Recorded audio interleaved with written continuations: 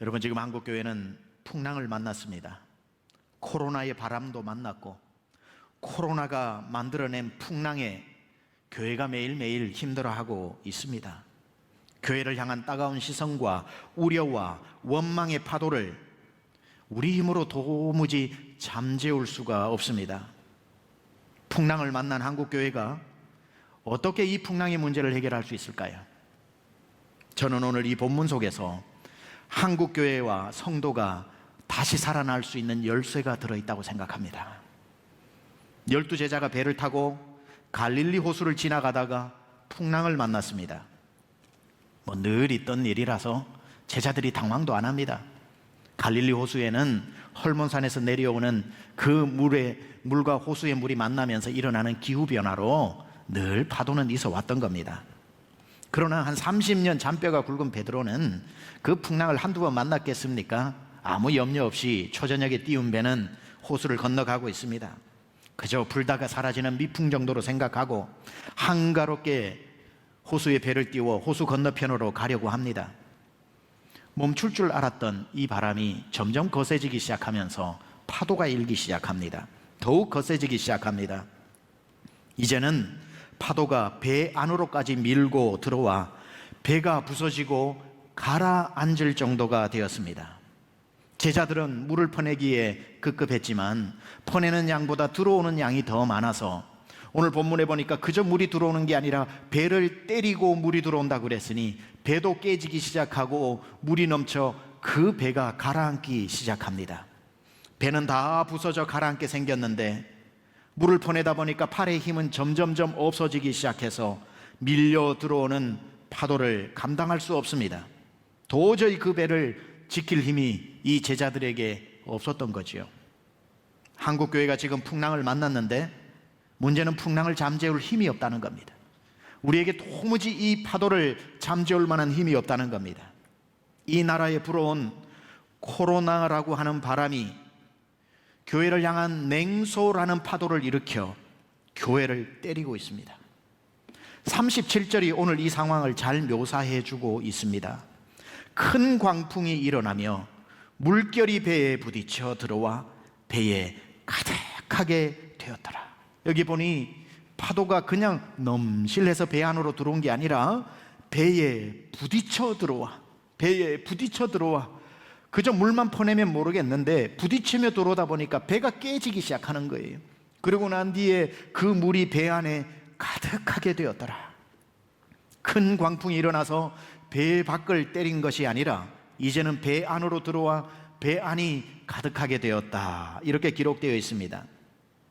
교회 밖에서, 배 밖에서 풍랑이 일어나면야 견딜만 하겠지만 풍랑이 배 안으로 들어온 것처럼 한국교회가 밖에 문제일 때는 성도들이 똘똘 뭉쳐서 그 풍랑과 싸웠는데 지금은 밖에 문제가 아니라 그 문제가 교회 안으로까지 들어와서 성도들의 마음이 나누어지고 네 말이 맞고 내 말이 맞고 네가 하는 행동이 맞고 내가 하는 행동이 맞다라고 이제는 교회 안에 그 바닷물이 들어와서 괴롭히는 것처럼 배가 가라앉게 생길 정도로 교회 밖의 문제가 아니라 교회 안의 문제까지 이 파도가 밀려 들어왔다는 겁니다. 여러분, 이 배는 과연 무사히 그 밤을 지나고 호수 건너편으로 지나갈 수 있을까요? 한국교회는 무사히 이 파도를 넘어 목적지까지 갈 수 있을까요? 정답부터 말씀드리겠습니다. 그럼요. 살아날 수 있습니다. 그럼요. 호수 건너편으로 반드시 갈 수 있습니다. 오늘 본문에 그 해답이 나오고 있습니다. 풍랑을 만나 죽을 위기에 놓인 제자들의 눈에 문득 들어오는 한 분이 있습니다.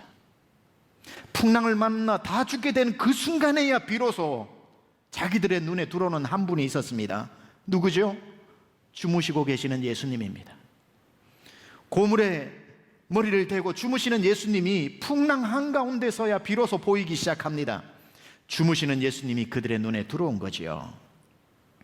평안히 노를 젓고 호수를 건너가고 콧노래를 부를 때는 예수님이 계신 줄도 잊어버렸는데 풍랑을 만나고 보니 그제야 예수님이 보입니다. 그리고는 급히 예수님께 가서 흔들어 깨우죠. 예수님을 흔들어 깨우는 것, 저는 이것이 한국교회가 살 길이라고 봅니다.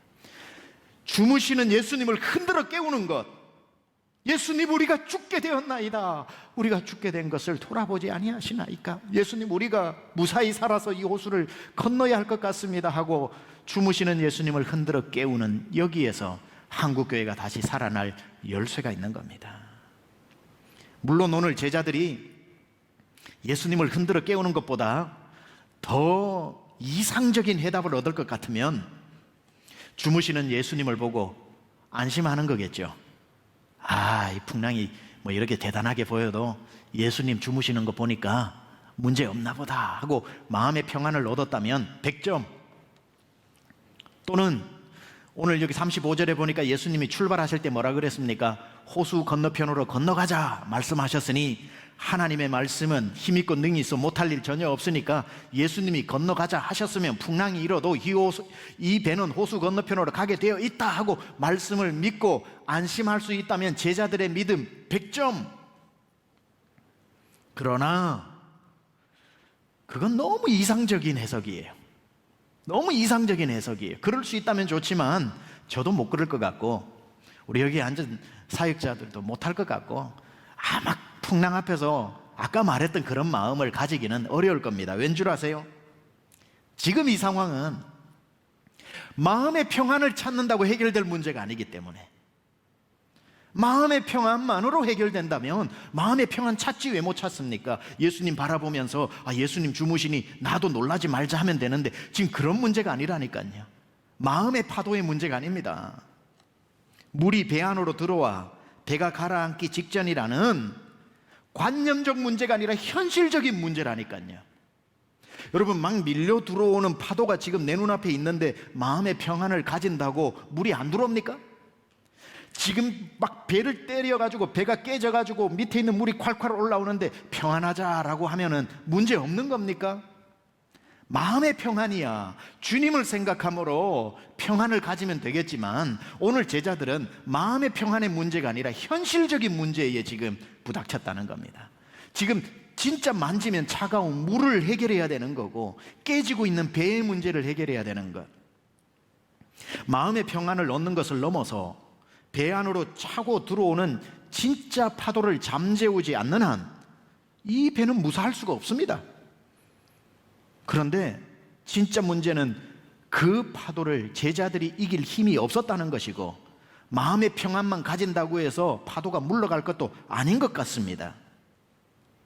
마음의 평안을 찾는다면 마음속 파도는 잠잠해질지는 몰라도 진짜 파도가 잠잠해지는 건 아니거든요.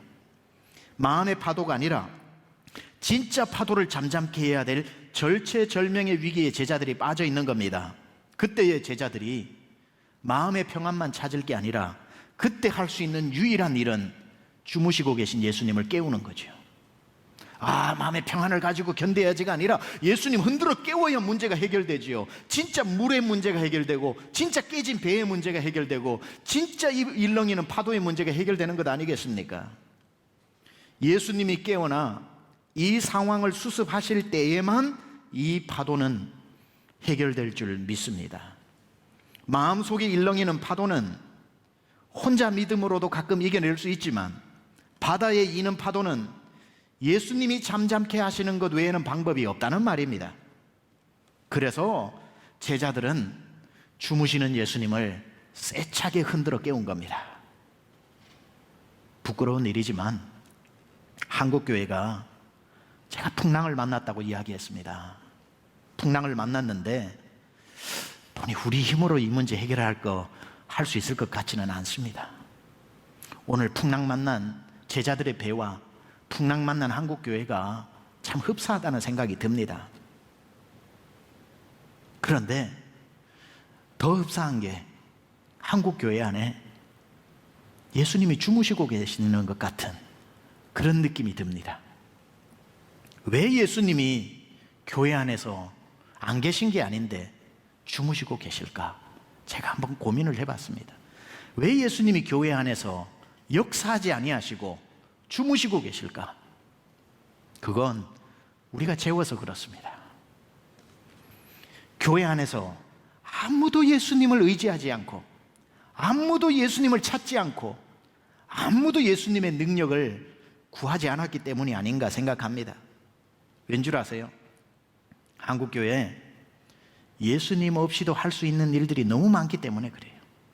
굳이 예수님이 도와주시지 않아도 이제 우리 힘으로 할 수 있는 일들이 점점 많아지면서 교회 안에 예수님이 하셔야 될 일들이 점점 줄어들게 된 겁니다. 예수님 없이도 교회가 너무 잘 돌아갔다는 말이죠. 마치 초저녁에 배를 띄우고 호수 건너편으로 노를 저어 가는 제자들에게 굳이 주무시는 예수님을 깨울 필요가 있었겠습니까? 30년 동안 그 호수에서 잔뼈가 굵어 바람의 물결만 봐도 노를 어디로 저어야 할지도 알고, 아무리 칠흑같이 별 하나 없는 깜깜한 밤에 호수를 지나가도 베드로가 눈 하나만 감고 귀를 열면 개 짖는 소리, 닭울음 소리만 들어도 아, 저기는 가버나움, 저기는 거라사, 정확히 알고 갈 수 있는 베드로의 30년 노하우로 그 배를 저어 가는데 굳이 무슨 예수님이 필요하겠습니까? 그들의 경력이, 그들의 노하우가, 그들의 재능이 점점 예수님을 잊어버리게 만들더라는 거예요. 예수님 없이도 노를 저어가는 기술이 결국은 예수님을 잊어버리게 만들고, 예수님이 필요 없이 만들고, 예수님을 잠들게 만들지 않았는가. 물론 오늘 본문을 그렇게 해석할 일은 아닙니다만, 예수님이 피곤하셔서 주무셨다라는 것이 일반적인 해석이지만, 오늘 저는 좀 다른 각도에서 보는 겁니다. 예수님이 왜 잠에 드셨을까라는. 언제부터인가 대한민국 성도들의 가슴 속에 예수님이 깊이 깊이 잠들어 계십니다. 예수 믿는 사람 중에 마음속에 예수님이 없는 사람은 없는데 하나같이 그 예수님이 주무시고 계십니다. 여러분, 우리 믿음 한번 점검해 볼까요? 우리 한국의 성도들의 믿음을 한번 신랄하게 제가 고발해 보겠습니다. 우리 마음속의 믿음은 이겁니다. 예수님 내 안에 계십니다. 아멘이시지요? 예수님 내 안에 계시고 믿는 사람 속에 계시고 한 번 받은 구원 영원합니다. 아멘이시죠? 당연하죠. 예수님 들어오시고 떠나시나요? 안 떠나시나요? 예수님 절대로 떠나시지 않습니다. 한 번 받은 구원 영원하고, 내 안에 들어오신 예수님은 내가 죄를 짓는다고 떠나시는 분도 아니고, 내 안에 오신 예수님은 영원까지 내 안에 내주하실 것입니다. 그리고 물 가운데로 지날지라도 불 가운데로 지날지라도 나를 지키시는 분이십니다. 예수님은 약속하시면은 약속을 변치 않으시기 때문에 한 번 택한 구원을 버리지 아니하시고, 택한 자녀 버리지 아니하시고, 들어온 예수님 떠나지 아니하시고, 언제나 나와 동행하시는 예수님을 믿으시면 아멘 하시기 바랍니다. 예, 바로 이 예수님이에요. 그래서 여러분 안에 들어가신 예수님 단 하루도 떠나신 적 없습니다. 문제가 뭔 줄 아세요? 그런데 여러분 안에 들어가신 예수님이 단 하루도 여러분을 떠난 적은 없지만, 여러분 안에 들어간 그날부터 지금까지 주무시고 계시지 않는지를 생각해야 되는 거예요. 예수님이 오늘 제자들의 배를 떠나신 적이 없지만 예수님이 주무시고 계시는 것처럼, 여러분 안에 들어가신 예수님이 여러분을 버릴 리가 있겠습니까? 떠날 일이 있겠습니까? 모른다 하실 일이 있겠습니까? 여러분 안에 예수님 계신 거 확실한데요. 대한민국 모든 교회당 안에 예수님 없는 곳이 없고, 모든 성도의 가슴에 예수님 없는 성도가 없지만, 문제는 뭐냐면 예수님 계신 것이 중요한 게 아니라 그 예수님이 역사하고 계셔야 되는데, 예수님이 주무시는 교회가 많고, 예수님이 주무시는 가정이 많고, 예수님이 주무시는 사업터가 많고, 예수님이 주무시는 성도가 많은 게 더 큰 문제라는 거예요. 예수님을 흔들어 깨우지 않고는 우리 이제 방법이 없습니다. 모든 교회 안에 예수님 계시고, 모든 성도의 가슴에 예수님 계시지만, 교회 안에도, 성도 안에도, 가정에도 예수님이 주무시고 계시는 교회들이 얼마나 많은지, 성도들이 많은지 모릅니다. 사업을 시작할 때 예배를 드리죠. 개업 예배를 드리죠. 교회에서 준 액자를 걸어 놓죠. 그리고는 예수님이 주인이라고 다 간증도 하죠. 떡도 돌리죠. 그렇게 시작한 기업 3개월 후에, 6개월 후에 다시 신방 가보면 액자는 그대로 있는데 집사님이 주인 자리에 앉아있고, 주인이나 염려해도 될 것 다 혼자 세상 근심, 걱정, 염려 다 짊어지고, 무거운 짐을 나 홀로 지고 견디다 못해 쓰러지는 성도가 얼마나 많은지 모릅니다. 주인 자리에 앉아서 그런 거예요. 무거운 짐을 나 홀로 지고 견디다 못해 쓰러질 때 방법은 하나예요. 불쌍히 여겨 날 구원해 줄리 은혜의 주님 오직 예수. 여러분, 사업터에서 예수님이 주무시면 안 됩니다. 계속 예수님 매일 아침 보좌에 앉으세요. 주님 내 사업터에 가장 좋은 자리에 앉으세요 주니 나는 그저 종일 뿐입니다. 오늘 무엇을 하리까? 주인이 걱정은 주인이 하고 저는 시키는 일만 하겠나이다라고 주권을 내어드리는 예수님이 잠들지 않는 기업과 가정 되시기를 축원합니다. 오늘 말씀 들으시다가 우리 사랑하는 강정팀 성도 여러분, 오늘 말씀 들으시다가 여러분의 집이, 여러분의 사업터가 그렇다고 생각하는 분들이 계시다면 오늘 당장 예수님 깨우시기를 축원합니다. 사업의 풍랑을 만난 성도가 있습니까? 예수님 흔들어 깨우시기 바랍니다. 가정에 지금 풍랑이 일어서 여러분 가정 파탄 직전에 있습니까? 깨우시기를 축원합니다. 여러분의 힘으로 도저히 해결할 수 없는 문제에 봉착한 성도 왜 없겠습니까? 코로나 지경에 얼마나 많습니까? 여러분 염려한다고 되는 게 아닙니다. 예수님을 흔들어 깨워 여러분의 가정에 역사하시기 바랍니다. 여러분 요한계시록 1장에 보면은 예수님께서 7 금초대 사이를 다니시죠. 7 교회 사이를 다니시면서 예수님이 잠들어 계십니까? 예수님이 깨어서 걸어 다니시잖아요. 여러분의 가정에 예수님이 잠들어 계시면 안 되고 여러분의 자녀 사이에, 남편 사이에, 아내 사이에, 부모님 사이에 걸어 다니시면서 통치하셔야 되는 겁니다. 여러분의 사업터에 액자만 걸어놨다고 예수님이 활동하는 게 아닙니다. 예수님이 여러분의 사업터에 걸어 다니셔야 되는 겁니다. 주무시면 안 되고 깨어나서 걸어 다니셔야 되는 겁니다. 그 7 별 사이에 예수님이 다니시면서 그 옷은 발에 끌리고 예수님의 하나님의 권세를 이야기하는 거지요. 그 머리털은 희기가 양털 같고 흰눈 같았더라. 순백한 죄 없으신 예수님을 상징하는 거죠. 그 눈은 불꽃과도 같고 이야기했습니다. 예수님이 여러분의 모든 문제를 지켜보신다는 뜻이지요. 그 말은 많은 물소리와 같았다고 그랬습니다. 천군 천사를 호령하는 권세를 이야기하는 겁니다. 그 가슴에는 금태를 띄었다고 그랬습니다. 왕이신 하나님을 상징하고 있는 것입니다. 그 발은 풀무에 단련한 빛난 주석과도 같다고 그랬습니다. 만세 반석 되신 예수님을 이야기하는 겁니다. 그 오른손에는 7 별을 지었다고 그랬습니다. 교회의 목회자들을, 리더들을 붙잡고 교회를 지키신다는 뜻입니다. 그 얼굴은 해같이 빛난다고 그랬습니다. 예수님이 우리의 갈 길을 밝혀주신다는 뜻입니다. 그 입에서 나오는 말씀은 양날의 검과 같다고 그랬습니다. 하나님의 말씀이 살아있으면 여러분의 가정의 문제를 찔러 쪼개는 역사 있을 줄 믿습니다. 이 예수님을 왜 주무시게 해요? 이 예수님이 왜 여러분 집에 주무셔야 하고 여러분 사업대에 주무셔야 하고 이 교회 안에 예수 안 믿는 사람이 한 명도 없는데 교회 안에 예수님이 풍랑을 만났는데도 왜 주무시게 했냐고요?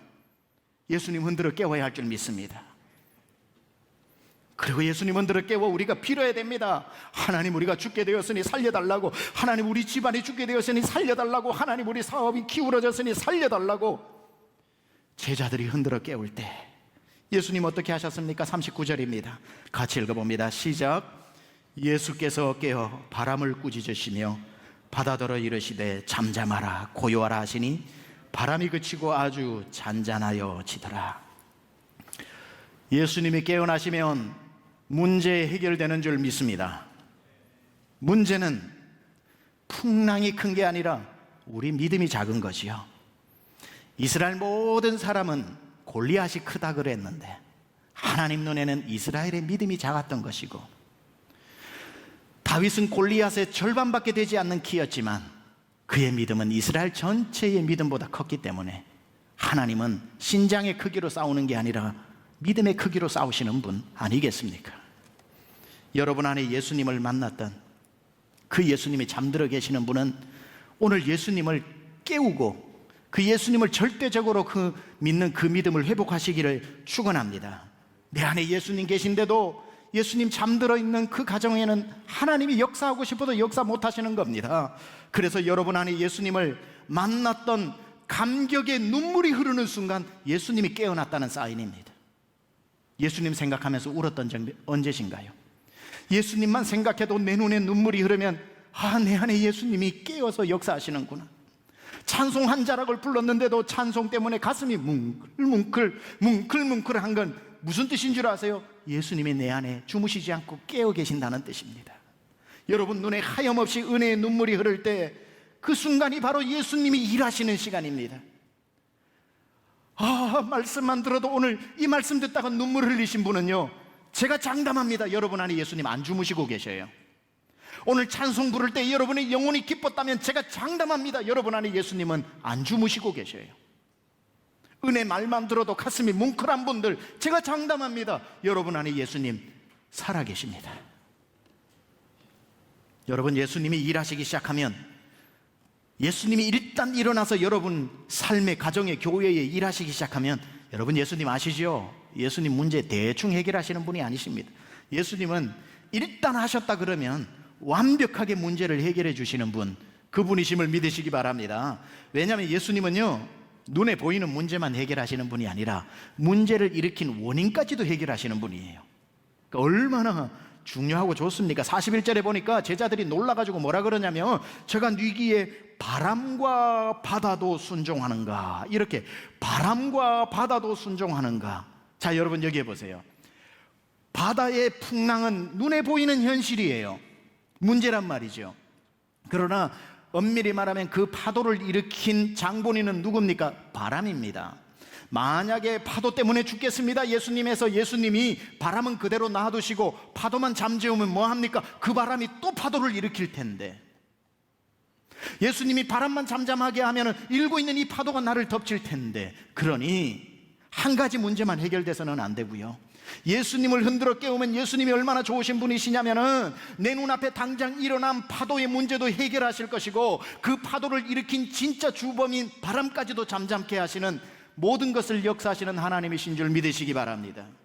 그래서 예수님을 우리는 찾아야 하는 겁니다.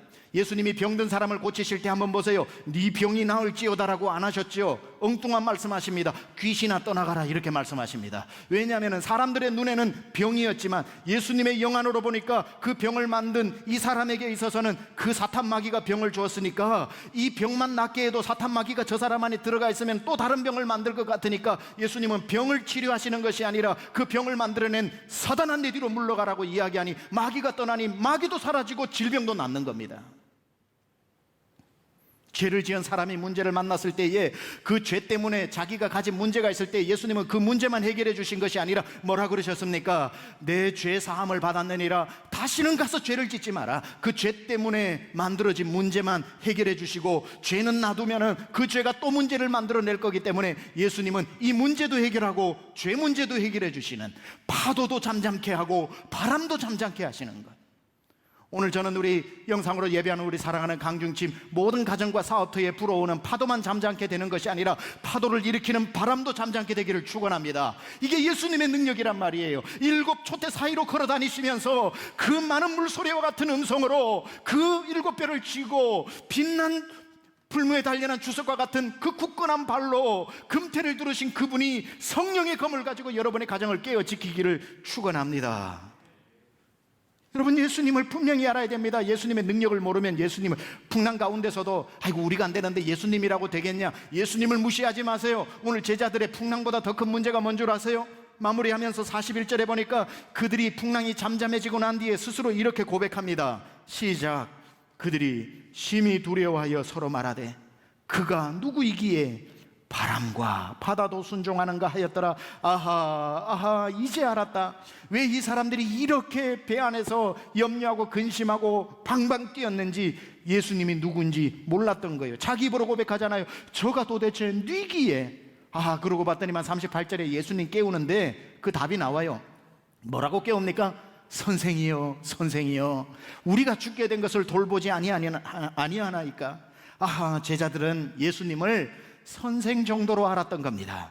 여러분, 예수님을 제대로 알아야 예수님의 능력을 사용할 수 있습니다. 마귀가 공격을 하는데 선생님을 깨워서 어떻게 이기겠습니까? 마귀가 공격을 하면은 누구를 깨워야 돼요? 하늘과 땅의 권세를 가지신 예수 그리스도의 능력의 예수님을 깨워야지, 선생을 깨워서 마귀를 이겨요? 어림도 없습니다.